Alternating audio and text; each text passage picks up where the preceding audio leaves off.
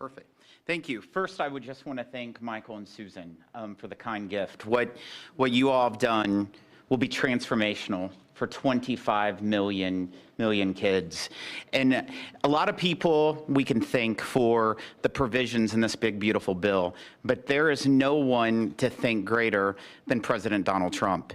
And I'll tell you this, out of every executive I've ever worked with, there's no one that's been more engaging, no one that has been more involved. And the only reason why these investment accounts are in the big, beautiful bill is because he helped convince other members of Congress that this is a good idea. This has been something that has been discussed for a long time, but no one could ever get it passed.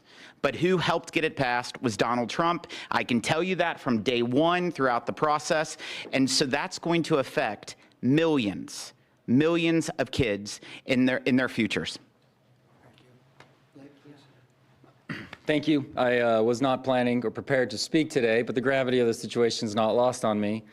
I have 4 boys of my own, 13 and under, and on the heels of a $6 billion announcement, I hope that doesn't go without some major headlines, that I will be making an announcement of my own that I will be contributing $60 to each one of my children's accounts today. Actually, to try to bring some levity to that, every parent, every grandpa and grandma can now look and say, I can get my grandkid this little toy or something, and maybe that's going to continue to happen. But there is a new option and another way for them to be able to invest and have a lasting legacy. And as a dad of 4 kids, seeing kids in our neighborhood, them to have that opportunity is something that not every day in Congress, as I've joked with my colleagues, is the most productive day in my career. But to be able to be a part of something like this is, it makes everything worthwhile. I'm away from my kids a ton in this job.